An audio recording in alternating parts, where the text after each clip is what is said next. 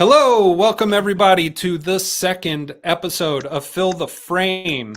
We are now 2 episodes deep. I am Ian. You can find me on Instagram at Ian Saunders Photography. I'm joined by my co-host, Paige at the Toy Page. Give him a like and follow. Thanks everybody for tuning in and showing up. We appreciate you being here. Paige, how you doing? Doing great. Happy to be here for the second. I made the cut. I made the cut for the second episode. You sure did, man. You had a busy weekend. Glad you made the time and you're able to be here. We have a very special guest this episode. A lot of you will be familiar with him. We are rounding out the whole Hangout crew with this episode. So without further ado, I would like to introduce our good friend, Michael Corey at Rumble Toys at Rumble 112 Photos. Hit him up on Instagram. How you doing? Good. Thanks for having me. Absolutely. So I like to start these out by talking about what kind of gear you're using and what we're going to be working with here. So first off, what kind of camera are you on? One of those Polaroid? No, I have a Nikon. Great choice. D7500 and D7500, however you want to call it. So gotcha. I'm not too familiar with Nikon. Do you know if it's APS-C or full frame? Do you know off the top of your head? I'm going to defer that to Paige because I know that's not a full frame camera. The full frames, I think, are the 650 or the 600s and above. Okay. See, gotcha. Knows. Are you a Nikon shooter too, Paige? Yes. Gotcha. Cool. Don't tell my and then oh yeah, okay. She shoots Canon. So yeah, well, I'm here to throw a wrench in it all because I'm Sony. So MC, what kind of lights do you have? I have some Ulanzi lights. I have 3 of those, and then I have a bigger ring light. So gotcha. Are they the small little cube Ulanzis with cube, like the barn doors and the barn doors? Oh, okay, yeah. So, yeah, and then I just bought these little tripods for them. So perfect. And you have tripods for all 3? Yes, sir. Great, awesome. So why don't you tell everybody a little bit about what you're trying to accomplish today? What your shot idea is? So I have a diorama that I got from a good friend. Everybody kind of knows him in the group, Boba, and I kind of snaked it from CC a couple minutes early. So it's a dojo diorama. It's an ongoing competition between CC and I, but I really like Paige knows the whole like Far East kind of theme. I'm a big fan of that. So I picked Lone Roach and Grub to go with it, and I've had the diorama for almost a year. My kid stole it for a while. I finally put it back on my desk, ironically. Nice. And I haven't even shot it yet. I think I've only shown some pictures to some friends and stuff. And I'm like, someday I'll come up with something good to use it because I want to do it the proper justice that Boba put. It's definitely labor love that Boba put into this that you guys will see soon. If you guys haven't seen this dioramas. Well, I'm excited to see it as well. I recently saw that Boba does. I saw his like room dio that he recently did. It looked great. I'm excited to see what he makes in the future. You might have a future buyer here, buddy. So, MC, why don't you turn your camera around and let's take a look at your setup and go ahead and power your camera on. And do you kind of have them already posed up how you would like? Yeah, I try to save time and not bore anybody and have people laugh at me with my. I'm not that D guy that poses really well, that takes really good photos too. So I didn't want to embarrass myself. All good, buddy. So you have a good setup. Let's bring that up full screen for a second so everybody can see Boba's lovely dio, and we got Lone Roach and Grub. It's a grail that I'm personally jealous of. That's awesome. Throw a little more light out for you guys to see. I don't know if that's too much light or. There we go. No, that's great for just seeing. Yeah, that's great. Excellent job, Boba. That looks amazing. That looks really amazing. One thing I forgot to ask you, MC, is what kind of lens do you have attached to your camera? Right now, I have a 18-140. Oh, wow. That's a huge range. Yeah. Yeah. I don't have very many. I have that and a 35 millimeter lens. So Gotcha. So the way I'd like to start is go ahead and power your camera up. And we're going to start with just composition notes, right? We're going to try and dial your composition in and not worry about any lighting or anything like that. We're just going to get the composition lined up. You can actually was that your ring light you were using? Yeah. Yeah. Do you want to keep go it ahead and keep it there. It'll help you see with your camera, and it'll help the audience see as well. So let's just keep that there. Now, before we start, take a photo. Mm-hmm. Yeah. Take a photo.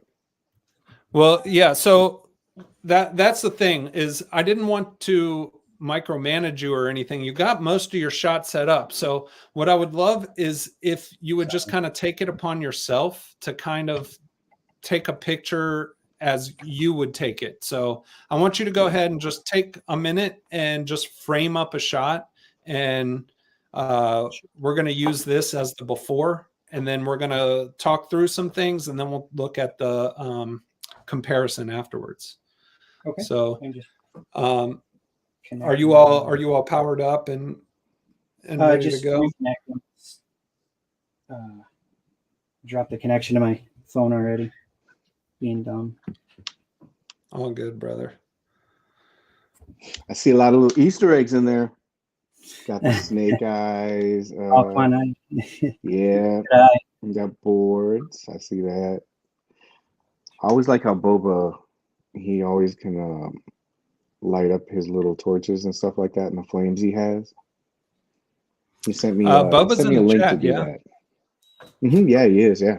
Yeah. Hey, Boba, do you make these in batches, or do you do you take commissions, or do you just kind of make one and get tired of it and then put it up for sale, or how do you usually go about doing this? I'd love to know. And then all those little accessories, MC, where'd you get those? Or were those part of the Dio, or are those separate that you added? So like Paige said, this is from Snake Eyes from G.I. Joe Classified, the very first G.I. Joe. It was like a Gotcha. San Diego Comic-Con exclusive, if I remember right. And then Boba threw these little lights in. You see there's it's all pretty much Boba. And then the board is from Lone Roach and Grub, so is Boom Boom. This is from Snake Eyes, and then everything. Are those attached with sticky tack? No, he made these little hooks that are on the wall as well. You can see. Very cool. There's like a little hook right there. Oh yeah. So. Oh, that's awesome.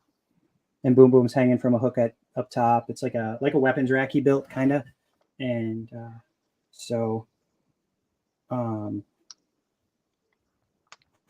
just trying to. Got it, Boba. Sweet. I'll be on the lookout for some future releases. Just make sure you say in before CC. Oh, yeah, look. He's already here. CC's here. Any kind of Dio that's this theme, just say in before CC or dibs before CC, and he appreciates it. Got it. So once you frame up your shot, if you're able to share with us just your live view so we can kind of see, can you bring that closer to the camera? Cool. Great. Okay, cool. So yeah, obviously the before and afters are not going to show. We're not dealing with lighting at all, but really the before and after is going to be mainly for composition purposes and everything to show how we did it. So if you're able to, can we take a look at your live view, MC? And the first thing that I notice is I think that your camera needs to drop down a little lower. So, okay.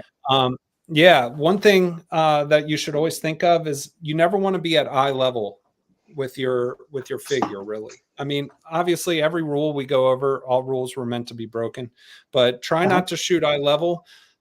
Bringing your camera either higher up than eye level or lower than eye level is always going to give you a more interesting dynamic photo, because one of the magic things about photography is it allows you to see the world in a different way than how you live your normal life. So we see our whole lives from eye level. So first thing I'd love is to, let's just look at and see what it looks like when you drop your camera a little lower. And CC, that's funny. And let's take a look at your composition once you do that.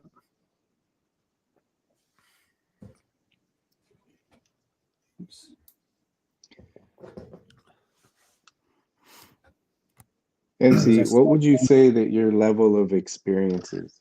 Would you say that you're novice? Novice. Novice? Okay. Oh yeah. Like how many years have you been shooting? Like really shooting? Yeah, this is like your first year, isn't it? Yeah, first or second maybe. Yeah. Oh wow. Okay, so what I see now is, are you able to get your camera closer? Can we get, so I want to see you really fill the frame with your subject. And Boba has a very beautiful dio there, but your subject should always fill as much of the frame as possible. Okay. And I think that with a lot of photographers, and I've been guilty of this in the past, like you fall in love with your setup, and you want all of those details to be in there, but you end up sacrificing your composition for that. So if you're able to zoom in, or whether you need to move your camera closer, but one of the two, I'd love for what's his name? Lone Roach? Is that what's called? Lone Roach? Yeah. I'd love for him to fill more of the frame. All right. Already we're working with something here. Can you lift your phone up a little bit? Because we got quite a big glare. Yeah, there we go. Cool. So the next, you need to get him on one side of the frame. So in the last episode, we talked about the rule of thirds. Right. If you, Paige, can you bring up an example of the rule of thirds grid while we're chatting? You need to think about your camera frame. You're going to split into thirds. So the right side of your frame, the center part of your frame, and then the left part of your frame, right? Those are the 3/3. There's something called the rule of thirds grid that most cameras these days, you can pull it up on your camera, on your camera. And if you have the ability, and obviously you don't have to do this live, but that's the rule of thirds grid. Can you see that, MC? Yes. Cool. So you see the black lines that there's one camera left and there's one camera right going up and down. Yes. So I want you to kind of visualize this grid in your head, and I want you to align Lone Roach on camera left, so the left side of your camera frame, on the on that third line. And then let's take a look at your live view. Sorry. No worries, bud. Take your time to do what you need to do. And then, do you have Grub and Lone Roach in frame? Just pulling it up again. I lost when I was messing around, I bumped it and lost my Wi-Fi. There's some update that they did to Nikon that I wasn't aware to, and now they're saying there's a Wi-Fi continued connectivity error. So yeah. So framing wise, where would you say that he would have, in your opinion, the best composition with that? how he has it, would it Um, be something like dead on or something slightly left of the character? yeah, I would put um, Lone Roach on the left side of the frame, aligned on that thirds. And then I'll have to take a Hmm. look at his live view again. But what I would like to see is maybe pull Lone Roach a little closer to the camera to Hmm. create some depth between him and the Dio, so it doesn't look like they're right up on there, right? We want to create Hmm. a sense of depth inside of the frame. Um, so as far as composition, we're going to kind of build it out, but it's one of those things where you have to depend on your eye. You have to trust your instincts and your eye. There's no one right answer. We're creating art here, so it's Hmm. all subjective. There's no one right answer to that. Cool. So yeah. That's great. Can you bring your camera even lower? Because right now we're kind of chopped off at his ankle. What I would love to do is like almost get that camera on the floor of the Dio, shooting Okay. up a little. You know what I mean? Like really exaggerate that angle. Okay. Hmm. And let's also straighten your camera out. So we talked about the Dutch The Dutch angle last angles. episode. Hmm. Yeah. So it's always good to start with just a blank canvas, just straight, keep your camera straight, and then you can add a Dutch angle later if you want it. But you really need to dial in your composition first and then see how that Dutch angle is going to affect the outcome, right? So make sure your camera is nice and level and straight, and then really bring that sucker low. So you said Um, you talked about a little bit in the time when the breaking the rules, an example of when you might want to do that, breaking sure. the rules. Yeah. Um, when you want to break it is if you're going for a center motif. So, Paige, are you able to bring up my Instagram? The Yes, very sir. first picture on my Instagram feed is a great example of breaking the rule of thirds. It's a Gotham by Gaslight shot with Bruce Wayne and then his parents on the ground where you just see their arms. Hmm. Um, but Clean. yeah, so in this photo, I wanted the themes of the photograph. I wanted that to be centered, and I wanted everything to build off of center. And when we get this pulled up, I'll show you a mistake I actually made in this that I didn't realize until too late. But this is a good example of when to break the rule of thirds. So not that one. Yeah, this one. So you can see everything is centered in the middle of the frame. The mistake that I made is I didn't center the gap in their hands on the floor, Right here which bugs me. or No, here. sorry, his parents. Yeah. What's Bruce's father's name? Thomas, right? Thomas Wayne. Yeah, Hmm. Thomas and Martha there. Martha. I should have centered their hands also in the middle, so that gap between their hands was centered so that there's a nice straight line. So I use music analogies a lot, and like Miles Davis is a good example. Like if you're a musician, if any of you are musicians out there, like there's rules to music theory and everything, and then as these rules become solidified, you have great artists that know how to break those rules. And if you listen to Miles Davis, he's a great example of that, where prior to Miles Davis, jazz was very, very complex, right? And then he comes out with the album Kind of Blue, that is like all the songs are based off of just like one or two chords. And he goes, so I mean, he immediately broke the rules right out of the gate. You go back to Beethoven, there was a point in time when the seventh note in the scale was considered demonic, and you weren't allowed to play the seventh note in the scale because it was the devil's note.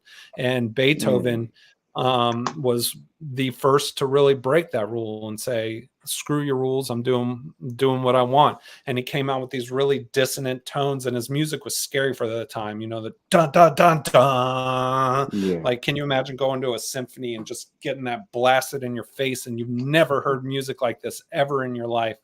Like, it scared people because they were hearing sounds they'd never heard before.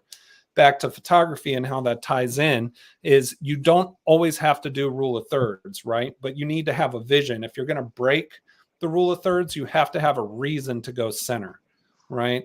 Because center is less interesting. But the reason it works in this photograph is because everything along the center is what's telling the story, right?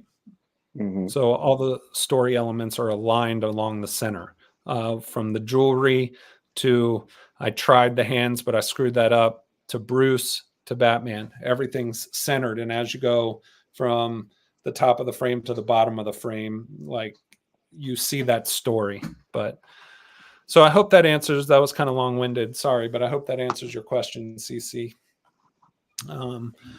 Let's check in on MC. How you doing, bud? Just trying to get the angle set. Sorry. Low. No worries. There's never a reason to apologize. So with that example, since he's still setting up, so with that example, do you think that even novice to, I guess, some experienced photographers, I know it's a good thing to have higher standards for yourself with your photography, because that's how you're going to get better. But do you think that some people probably put a little bit too much pressure on themselves? Because I know you pointed this out, but for the casual eye, because this is your main focal point, I don't know if a lot of people would really notice that. Do you know what I mean? So yeah, do you think that a lot of people put too much pressure on them? Yeah, 100%. You need to create your art to please yourself, right? Because we live in a digital age where, truthfully, I doubt that anybody out there spent more than 2 seconds on this before hitting a like and scrolling on to the next. So you really need to create art for yourself and create it for everybody else. You're going to analyze your photo way more than probably anybody else out there will. And that's kind of an unfortunate nature of the digital age, but it is true.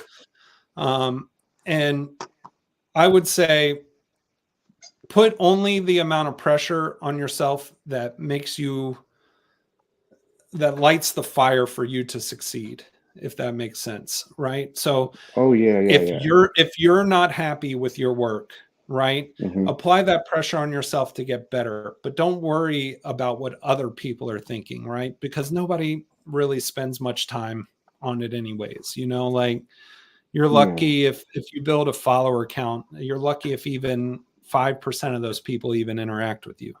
So definitely, because it's a beautiful shot. It's a beautiful shot. And like, that's what I was looking at. Because my eye is drawn here mainly. And then unless sometimes when people point stuff out, it's like, oh, I didn't even notice that until then. I spent more than 2 seconds on this, when I looked at it initially, because I like looking for like little things, but I don't think it really occurred to me. But it makes sense because you wanna push yourself to get better. So those little, devils in the details kind of thing, I understand it because it pushes you, but I just wondered what you thought about putting too much pressure on yourself. Like, yeah, I definitely would not do that. I think unless you're being hired by a company, unless you're a professional in this industry, which, many of us are not, most of us are not, I think the most important thing is to have fun. Because if you put too much pressure on yourself, you're probably going to burn out, or you're going to get frustrated, or you're not going to be happy with your work because you're not having fun, right? So I think the very most important thing is to have fun. And one of the reasons we're doing this is to try and educate people so that their work can be better, so that they can be more proud of the work they put out, and to give them something to work towards and some ideas to approach each shot with. Yeah, makes sense. So, I'm going to take this down so we can give him Yeah. his name here. Give me just a second. Switching over now. Cool. All right. So I already like the angle better. I see you got Roach on the third. What are you able to zoom in? What focal length are you at right now? I was at 4.8. Mm-hmm. Oh no, sorry, And that's your aperture. Your aperture. sorry. What is your focal length? So millimeters on your lens. About 53, I think. Sorry, I lost you there. What are you at? I think 53 right now. 53. Can you Yeah. come in to like 70 around there? And see what that looks like. When we do this, you're going to lose. Yeah, you're going to lose some that you had in there before. So, and that's okay. We're going to adjust. But what I would like, so this is what I'm seeing in my head, MC. I'm seeing Grub kind of in the foreground, followed by Lone Roach, followed by the Dio. So we're going to add depth to this photo by zooming in, and then what I would do is bring Grub closer to the foreground of the frame, right? Okay. And then we're going to have to tilt up a little bit to get what's his face, Lone Roach so we're not chopping off his head, right? So we would rather chop off part of his feet than his head, but let's see if we can get everything in there. So I move Grub more forward. You want me to do so lower my camera more or angle? Yeah, so I think we need to tip up a little bit, just a little bit. So you know what? Actually, let's go into portrait. So right now you're in landscape. So I don't know if you can see me because I know your laptop is facing your setup, but you're in landscape mode right now. If you flip your camera up, that'll take us into portrait mode. So let's go. I think with this, I think we'll benefit from portrait mode. Okay. So we'll tilt into portrait mode, stay at around 70 millimeters. And then I think you're going to be able to get the floor of the Dio. You're going to be able to get all of Grub. You're going to be able to get all of Lone Roach. And then you'll have your Dio in the background as well. And we're going to layer it for depth, right? So that your eye moves through the frame. So you're not staring, because right now, and the theory behind this, MC, is where you had it before, everything's on the same plane, almost like Mario Brothers, right? Like a side scroller, right? Where you have Lone Roach right in front of, Grub right in front of Lone Roach, and they're on the same plane.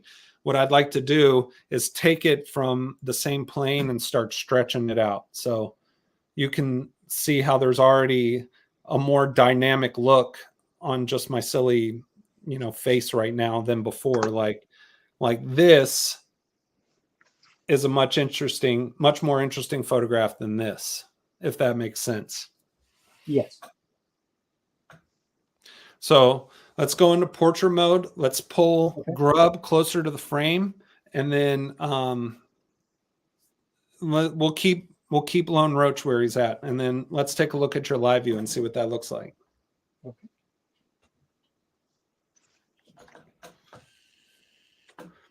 But I think this is going to give us a really good starting point to start entering into lighting. And also so when you go into portrait mode, right, this is going to make your picture narrower but taller, but your rule of thirds still applies, right? So you just have a more narrow window of the rule of thirds. So I think it would be wise to put Grub on the right side of the frame on that third, and then to have Lone Roach on the left side of the frame on that third. So while he's setting up, when you shoot, you had him switch to his portrait orientation. How do you adjust your photos for how they're going to be displayed on Facebook or Instagram? Because you know how it'll give you those like wide, wide angle bars now that you switch the Yeah. orientation. Do you do something to kind of like fill it? I've seen people take like a photo and Gaussian blur it and put it in the back, or I've seen people that are good with the Mhm. widescreen bars. Do you do anything different with your For Facebook, you don't have to do anything, right? Facebook, like you can upload yeah, your picture natively and it's fine. Instagram is the pain in the butt one, right? right. They won't give you whatever aspect ratio you want. So if you're going to shoot in portrait mode, you have to put in bars, right? Hmm. You have to. I personally use an app called Enlight because it's just super easy and fast. But Hmm. Enlight, and it just takes your photo and then it'll fit it to a square by adding bars on the sides. And if you go through my Instagram, you're going to see that I shoot in portrait mode much more than I shoot in landscape mode. All right, MC, let's see what you got. Yeah, buddy. Can you so that's the edge of the floor right there, right? Yes. How close is Grub to the edge of the floor? I probably got maybe 2 inches. Cool. Bring him all the way forward. Okay.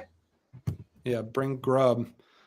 So make sure you're looking at your live view too while you're doing this, because you want to keep your composition, right? We're going to try and put him on that right side of the third.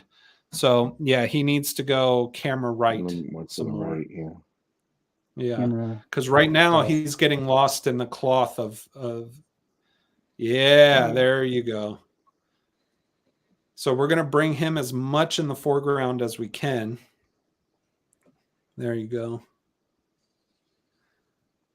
And you know what? Maybe turn him around so he's looking at the camera. So it's not just a blank surface, so we get some kind of detail in there. Yeah. Can you do even more?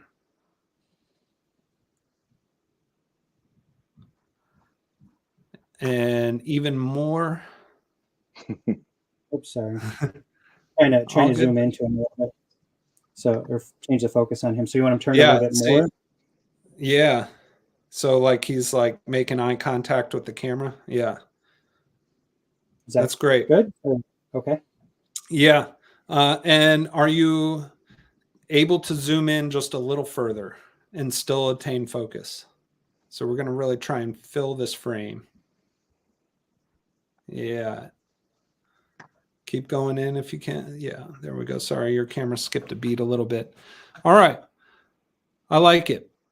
Cool. So at this point, what we need to do next is grab focus. So right now, so to create the depth that we're looking at, right, or looking for in the photo, we're going to be adjusting your aperture, so your f-stop, to attain this. So what we're going to do is first I want you to dial your f-stop to a higher number, right? And we're going to get Lone Roach a little more in focus by doing that. Now your picture is going to get darker as you do that, right? Because as you increase your, oh, that's great. You can just control it all there. Yeah. Yeah. So can you go up to like, I don't know, let's see like what F16 looks like. We may bring it down from there, but yeah, let's go down. So we want a little bit of depth separation here. So let's try like F10 maybe, or what do you have there? Sorry, F13, then F what? There's 11 right there. F11, yeah, let's go to F11. Cool. Okay. So as I've noticed, like as you're changing your aperture, right, your picture's not getting darker. Are you in a special mode right now? No, I don't think so. Okay. That was a good question about the thirds. What was that? Should I try to line things up from the top to bottom in thirds as well? Yeah. I would say go for one or the other, right? So you don't want, I mean, unless you're going for like a tic-tac-toe type thing in your picture, like if that's what you're trying to achieve and like it works for that, then go for it. But, you know, like you can think about it if you're taking a landscape, right? The sky would be the top third, the ocean would be the middle third, and then the beach would be the bottom third, right? So you can absolutely line things up top to bottom as well. It doesn't always need to be left to right. Cool, MC. Let's so you can just tap to focus, yeah? Yep. So Okay. I just tap his knee. Cool. So I like the focus on grub, right? I think that by grabbing focus on the foreground, right, it leads your eye, like your eye goes immediately there and then works your way back, right? So at this point, let's go lights out, and we'll start with one light. Power on one light, not the ring light. Let's start with smaller lights because those are easier to control. Turn the ring light off right now. Then the one that or just push it away. Yeah. Turn the ring light off. I'm gonna let my dog in because he's crying over here. Sorry, guys. Do you want me to turn my overhead light off as well in my room? Yes. So this is another thing that I often think about is a painter starts with a blank canvas. And a blank canvas for a painter is white. It's completely white. And then they add layers. They start adding brush strokes, right? A blank canvas for a photographer is the absence of light, a black screen, right? So when you start introducing your first light into your scenario, you're going to be much more accurately able to see how that light is affecting your setup, right? Because you don't have lights coming from overhead, you don't have lights coming in from next door, you don't have light coming in from a window. So what I would like to see is, are you able to get that light kind of behind Grub so he's not front lit? Do you want me to? Well, my computer I think is lighting him up more than anything. I'm going to take away the. Oh, gotcha. I'll take away my laptop view of this thing. Is that okay? Yes, absolutely. Then you guys can see me in the dark. He's wearing pants, I hope. A lot of women pay money to see this, you know. Just so you know. Yeah. Timestamp that for me. Change. Yeah. Like 37, 36. 37, 36. You guys ever see Blair Witch Project? Can we get a shot? Yeah. my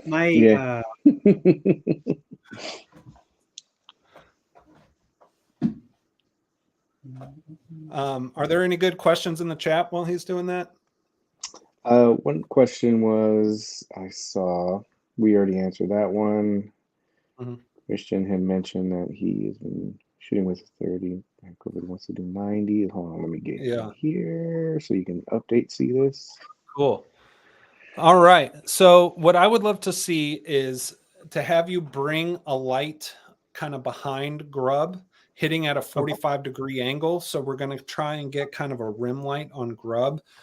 We're not going to worry too much.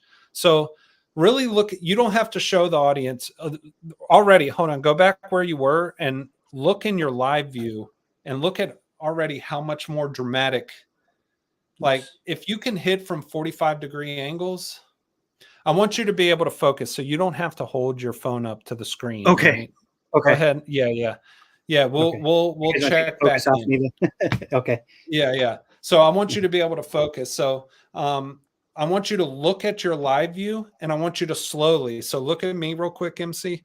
If you're moving your light around like this, right, everything's going to pass you by, and you're not going to really see. I want you to just take your light and slowly make subtle movements around the scene, right? Okay. And I want you to see where that light really affects you need to be looking at your live view. So don't look at your setup. So as you're doing this, look at the live view in your camera and slowly manipulate your light around towards the back of Grub. Once you start seeing like dramatic lighting on, what we're going for here is dramatic difference between light and shadow. So what I mean by that is not washing him out with light, Okay. but like I want to see like contrast, and I want to see lines of light that go to lines of black. Okay. So really stark difference between light and shadow. And are you able to just kind of turn your camera around so we can see the setup and see you manipulating the light? Yeah. Awesome. Try to Add the drama. That's right. And for me, like when I'm doing my shots, as soon as I add this first light, it is a huge, like this first light is going to add the most drama of any of your other lights. If you're starting from that black screen, that blank black canvas, this light is going to add the most drama. And yeah, he's got a great example of rim light popped up, which is what we're going for on Grub here. And that's what I mean by drama and lighting, right? Like we don't have much details in the face. It's very contrasty. It goes from whites to blacks quickly, it's very dramatic. Do you so yeah, go ahead, bud. The Ulanzi lights, Mhm. I have it like on a low power setting, like 9%. Would you crank that up? That's great. Or would you keep it low? No, I would Okay. keep it low. Yeah. All these are great examples of rim light. You'll also hear this called kicker, or some people call it hair light. Like, I think it kind of depends on what industry you're in. Like in the movies, they'll call this the kicker light. But let's bring MC back up and see where he's at. Yeah, so look at all the drama you already introduced with just one light. Okay. Yeah, it looks amazing. I don't know. There's so much and you already. Yeah. How about that torch that's in the background? Can you turn that bad boy on and let's see how that affects the scene? The one right behind over Lone Roach's. Yeah, the one that's left? Yeah. No, sorry, the one that's over Grub's head in the frame. Okay. Sorry, guys. Hands. Why don't you have 4? I know, right? Where's my sidekick, my Sawyer? I'm kidding. Yeah. He said, There we why go. are you going on a Tuesday? And I told him what I was doing, and he said, oh, good luck with that. So real confidence. Great support. Yeah. Great support. So it is. So You bump the camera, dude. basically what I want to see is how much spill you get from that that torch. How much photo editing do you do, MC? Do you use Lightroom or Photoshop at all, or any mobile apps? Nothing. I've never Nothing. done. Yeah. Gotcha. I would encourage you to find a free mobile app that you can at least adjust shadows and highlights at a minimum, right? And it's super easy. It's nothing to be intimidated by. It's literally a slider that'll say highlights. And after your shot, you can bring your highlights down, right? So if you blew out your highlights or your highlights are too hot, you can bring those down and recover detail. And if your shadows are too dark and you've lost detail in your shadows, you can slide the slider up, and it couldn't be easier. So it's nothing to be intimidated by, and I'll shoot you some different apps. Dude, you already got a really, let's, I'm going to pull you up full screen. Oops, sorry. Yeah, this is super. Dude, I don't know that you actually need any more light. Yeah. I mean, It that shows is how much that little bit of light in the back. It just shows how much that added to it. Yeah. What shutter speed are you at right now? 1/1000.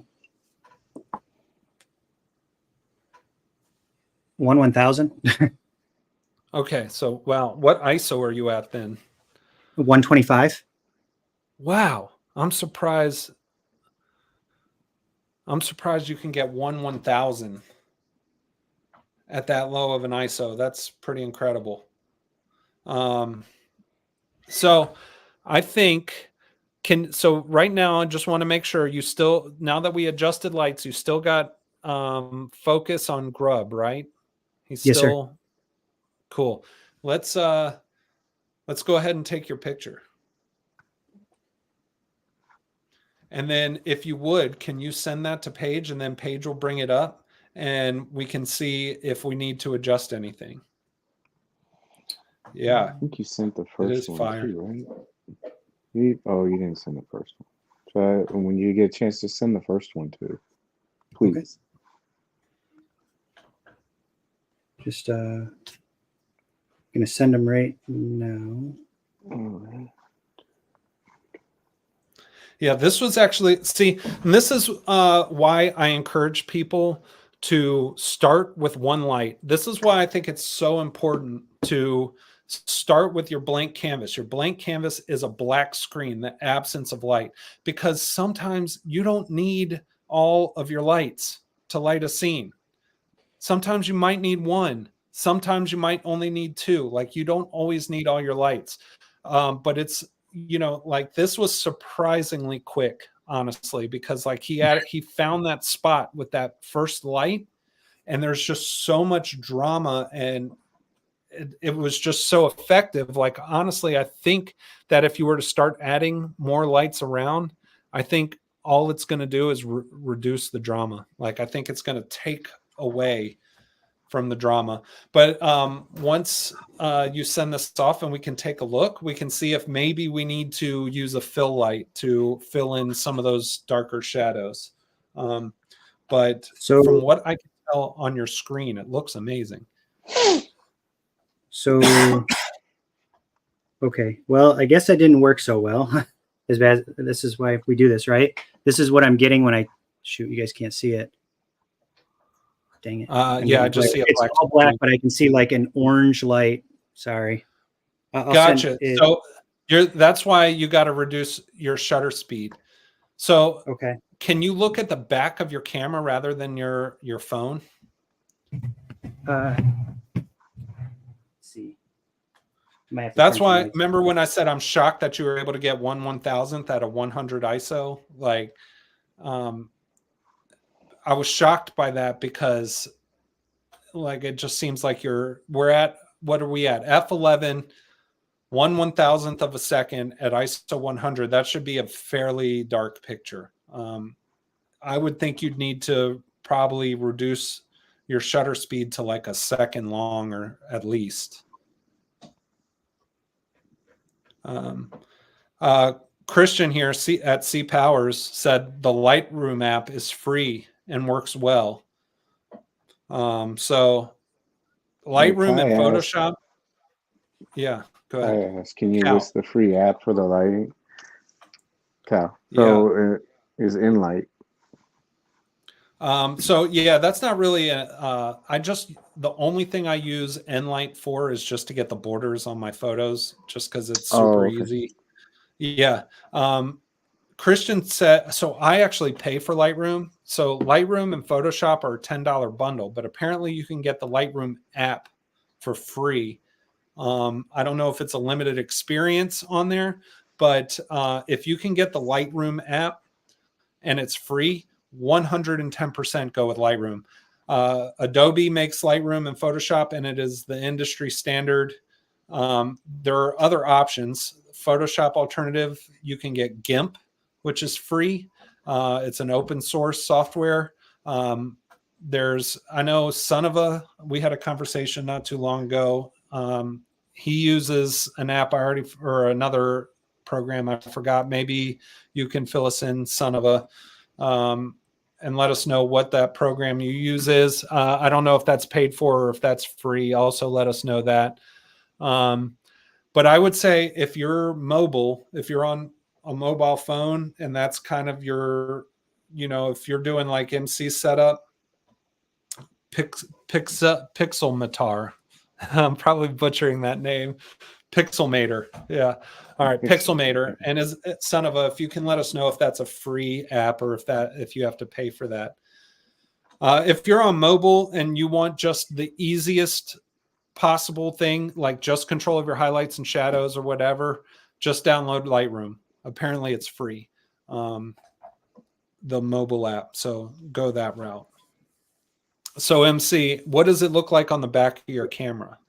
So I Is it fixed it black? now. I changed it. I reshot it at 1 second with my phone. Gotcha.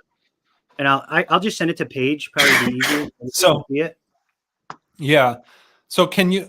We're going to need to go even longer because if you can see, all of your entire background is just pure black, right? So we want to bring out more detail in your background. So we need to let more light in. So make your shutter speed even longer. Let's see what 2 seconds looks like. Basically, just dial your shutter speed slower and slower until you start seeing detail in that diode. So you're not crushing the blacks. Right. And this is just something you use your eye for. There's no right answer, right? You're just going to kind of make the determination on whether you're going to determine what looks the best, right? But what I would like to see is some detail in the back. If you can't get it and you're starting to go to ridiculous lengths of time, we can add a light, right? We can add a light to the background. What do you consider a ridiculous length of time? I mean, I've like played around with 30 seconds. Yeah, if you're like at a 30-second exposure, like, I mean, there's nothing wrong with it because you're on a tripod. As long as you're on a tripod, like you can do a 30-second exposure, but who wants to sit around for 30 seconds while your camera waits to take a picture, right? It's much easier to just add a light onto the background than to sit around and let the camera expose for 30 seconds, you know? So I'll send Paige a 2, 4, and 6 second right now. okay, great. So here is. Would making the light more intense allow him to stay at the shutter speed he's at? Most likely no, Christian. What's going to happen is as you bring up the intensity of your light, you're going to start to blow out your highlights. So let's say he was at his 6-second exposure, right? As he makes his light more intense, meaning brighter, right? Your highlights are going to get whiter and whiter and whiter until you clip the highlights. And what clipping the highlights means is you lose all the data. So when you adjust light, you also have to adjust settings. Let's see. So there's just 2 of them. I sent 3. There's a 2, 4, and 6 second. Gotcha. I mean, I've taken up to 15-second exposure sometimes when I'm on my tripod. Like, there's nothing wrong with it. Let's just for fun, add a little light to the back of the diode. So see if you can add a light to shine at the diode, but let's try and control spill. You have a snoot, right? Yes. Yeah, put a snoot on that light. And what would be cool, I think, is to hit the diode. Let me see. I have a light right here. Let me grab an example here, or I can probably use my hand. So can you see me, MC? Yes. To have a light kind of like this across the wall, right? So not like this, but something like this. Behind right? So Lone Roach? Behind Lone Roach. Yeah. So just like a cone of light that kind of kisses the wall, basically, and it'll make it look like a natural light source that is just kind of creeping along the back there. And also your lowest setting. On the light, keep it low. Correct. Yeah. Like about a 9 or something, 9% or. Yeah, wherever your other light is. And then let me take a look at your live view.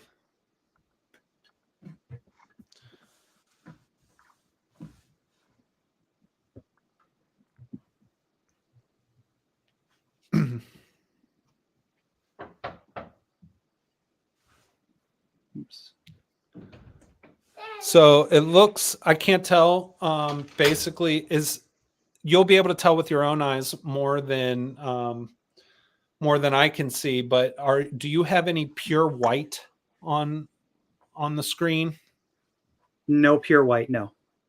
Okay, great. So you're not clipping your highlights. I feel like it's too hot. I feel like you need to can you turn your camera around so I can see your setup? Is that possible? Of course. Yeah.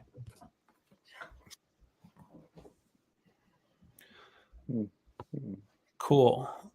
So can you bring that light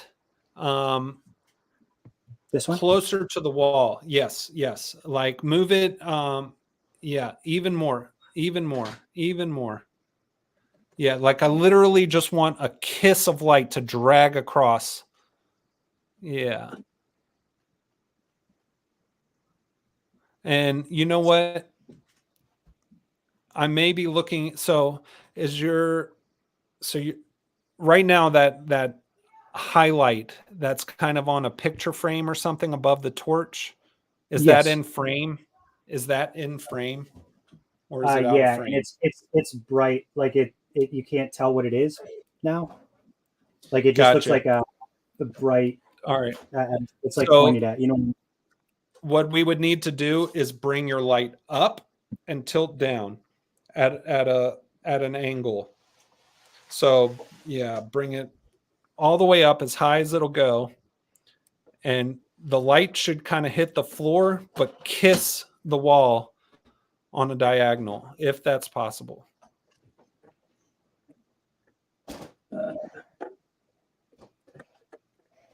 Sorry. Or, okay, let's try this. Take the snoot off. Okay. Yeah. And then what I want you to do is turn the light towards your wall, all the way to your wall, all the way. So it's not hitting the dial at all. Right. Yeah. Like that. Now I want you to look at your live frame and I want you to slowly, very slowly start turning that light towards the wall, right? Because you're going to be able to see in your live frame, you're going to start seeing that light leak before anything else, right? So I want just it to start glowing a little bit to bring out some details in the back.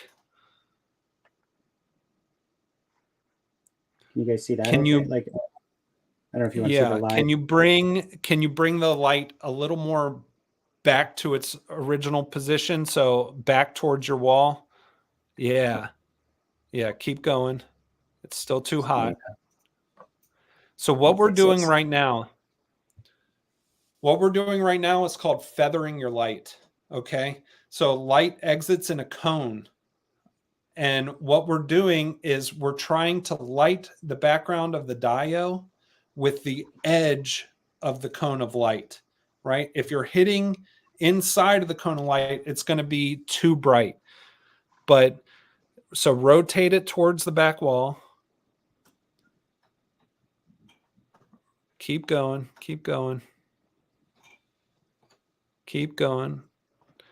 Like you're going to have some spill. It may not look good in the real world, but it doesn't matter. The only thing that matters is what's in your frame, right? Now, you may need, I can't tell. Take that picture right there and then see if your highlights are blown out. Sorry, I bumped my camera a little bit. There we go. All right. And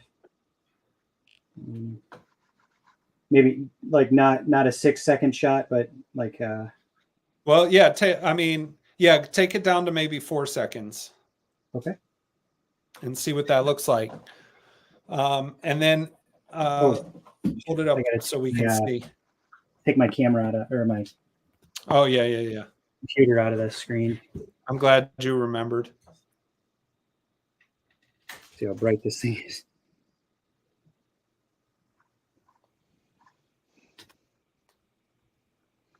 What do you call the accessory with the 4 panels for like the barn doors?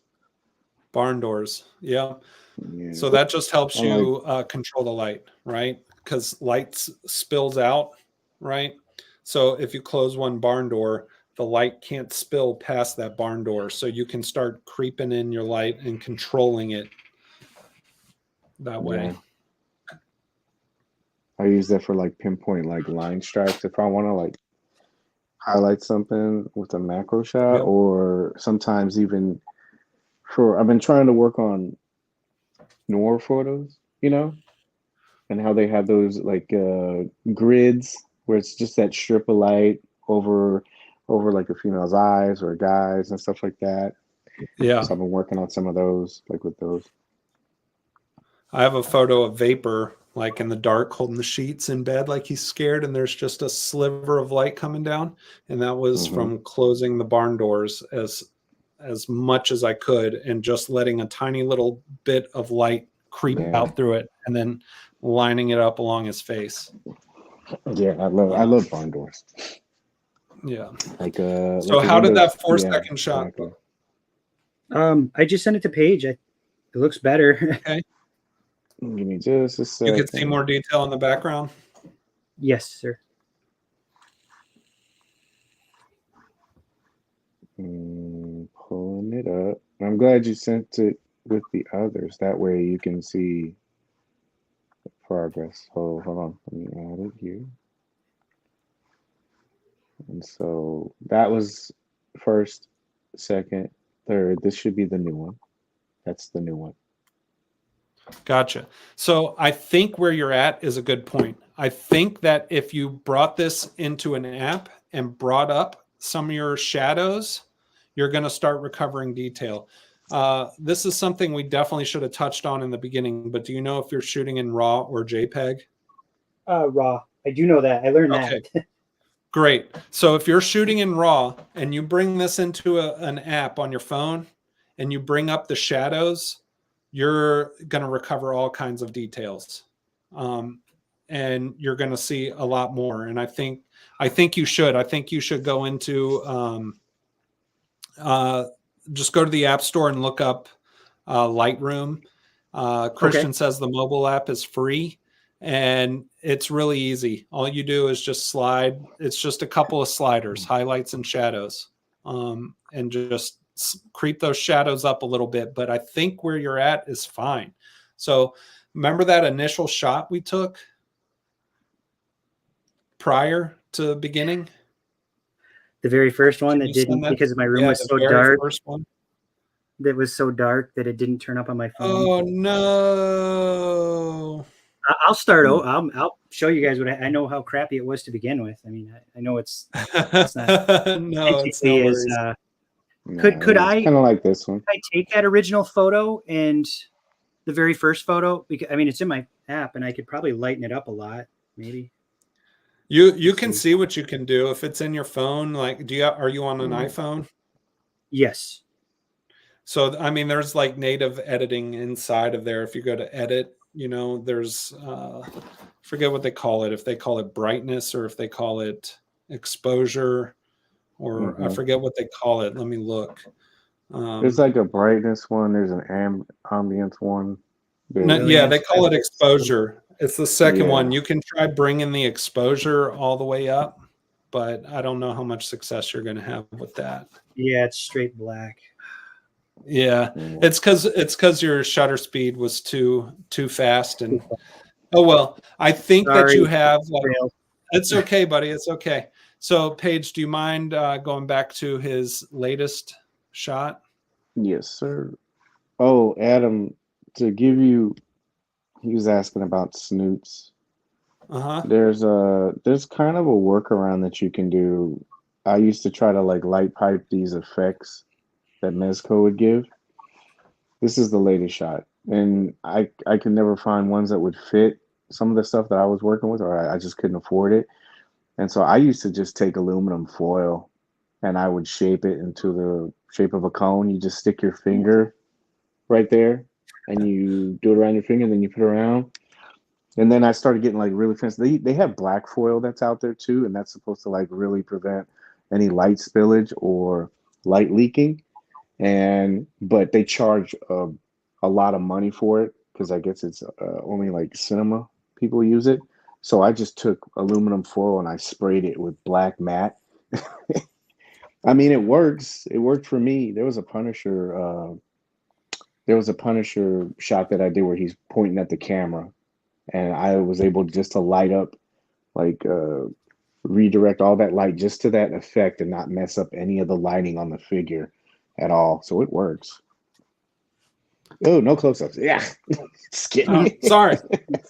No, I'm just, Yeah, I'm just so- playing. I'm just playing. Yeah, DIY. Yeah, I bought, to answer Adam as well, like that. Yeah, I bought those Ulanzi cubes, and I found them on a sale, and I think I got 3 of them for $35. Yeah. There you go. Roll of Cinefoil is only $30. Should last years. Yeah. Wow. But the Ulanzi products do go on sale from time to time. Just keep your eye out for it. And, unfortunately, if they don't make the snoots and accessories separate, you'll probably have to buy another light. But, I mean, I have close to 8 lights at this point.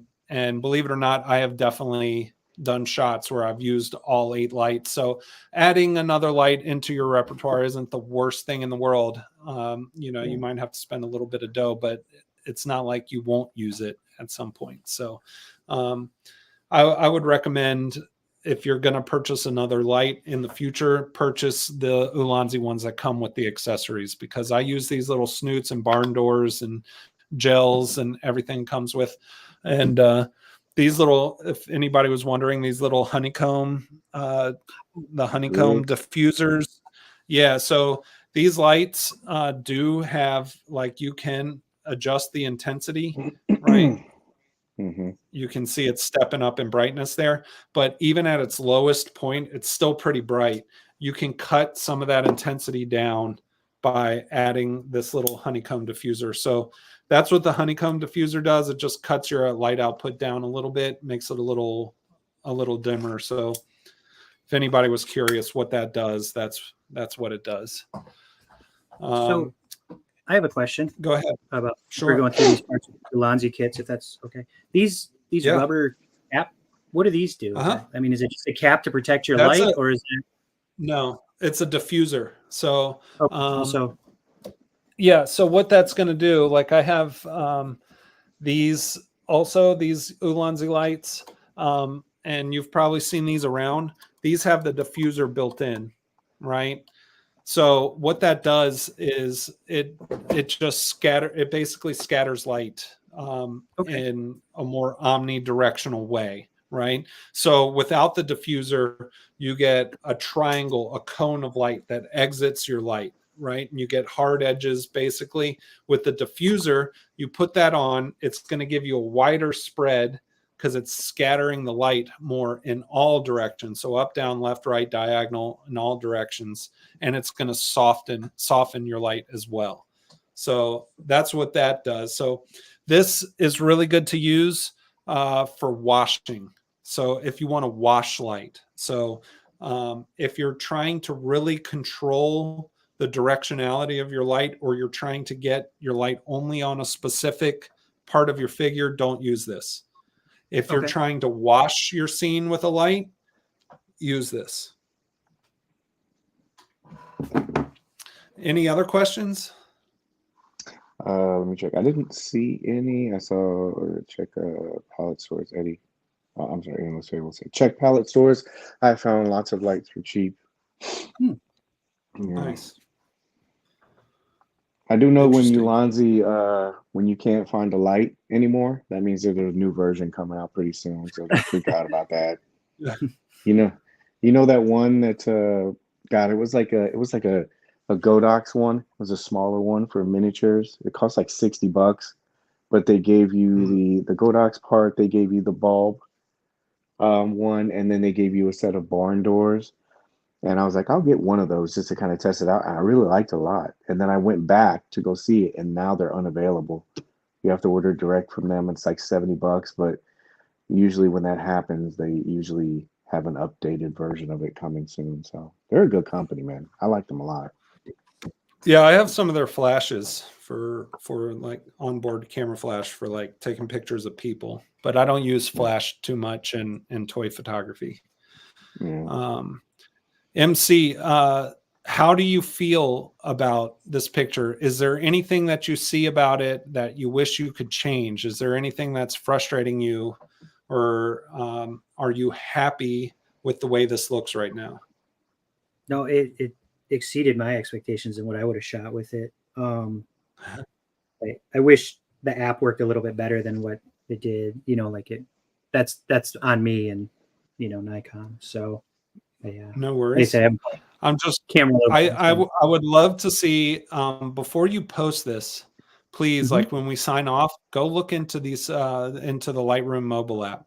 And I would love to see you boost the shadows. And just with anything, like when you're boosting shadows, don't take it all the way to the right. Don't boost your shadows all the way, right? And sometimes it's easy like to go fast, to go like up, down, up, down, up, down. And you can really see that drastic change, right? So Mhm. that can be helpful for seeing that change. But once you kind of have seen that, just slowly drag your shadows up. And you never want to go overboard, right? You don't want to recover every detail, right? Maybe just a little bit on Grubb's left side. You know what I mean? Maybe just a little bit in his pants. You know what I mean? So Okay. don't go overboard, right? Don't boost your shadows all the way. Just start creeping it up. And like I said, this is art. It's subjective. Use your eye and do what feels good from your gut. Like when you feel like, yeah, this looks right, that means it probably is. Okay. You know? I think it Yeah. has brushes too, right? Doesn't it? I think that Lightroom, it has brushes. You might be able to mess with that too Yes, and do your you like the can. That's a little brightness. more advanced. So you got Yeah. to go into the masks and then select the brush, and then you can paint over top of the areas you want to adjust. So, like, say you wanted to bring out the shadows on his pants, but not on Grubb's face, right? You could get the brush, you could paint over top of his pants, and then you Yeah. could boost the exposure or bring up the shadows. There's many different techniques to do it, but for if you're just beginning, I would Hmm. recommend just do a global shadow, and if anybody ever has questions with the app stuff or whatever, how to do anything, please reach out. I'll help you. um, It was a question and too. yeah, you have to lower the shutter. You have to lower the shutter speed when the ISO is lower. Sorry, so I may have said that, but what I mean by lower the shutter speed is slowing it down. So a longer shutter speed. So if you're at ISO 100, you're going to have to let more light into your camera. So you're going to need a longer shutter speed. So I may have said lower your shutter speed, but what I meant to say is make a longer shutter speed. Some of the language can get confusing when you're talking sometimes. Like I think like lowering your aperture is actually making your number higher because you're actually lowering your iris, like lower.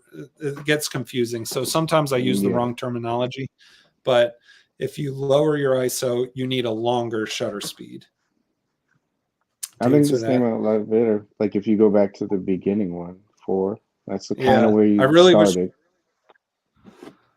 Yeah, I wish I we know. had that before in landscape and far away and kind of where you were at and how you would have taken it. But I think you've got a good photo here. There's depth. You have depth between your eye goes from Grub to Lone Roach to Dio to that torch in the back.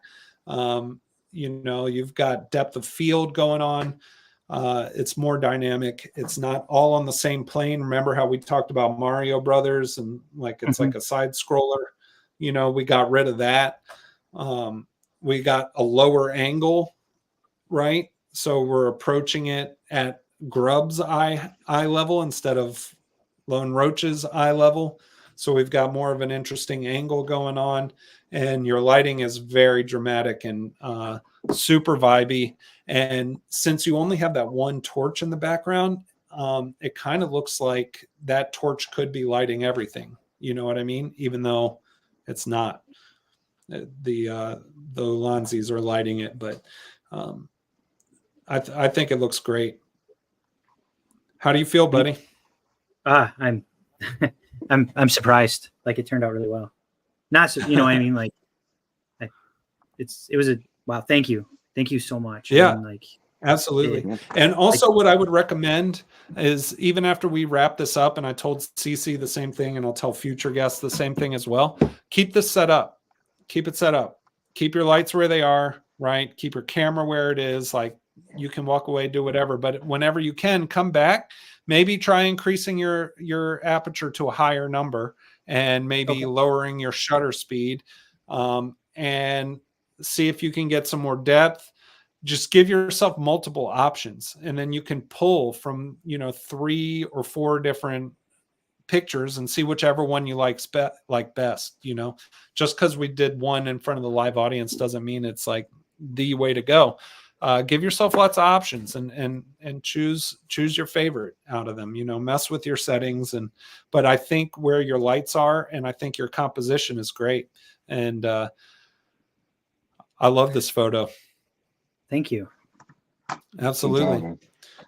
Thanks, Paige. So if there are no more questions from the chat or from MC, I think this is going to wrap it up. Another episode of Fill the Frame. Thank you, everybody who joined in for the long haul. We appreciate you, and we will see you on the next episode. Bye.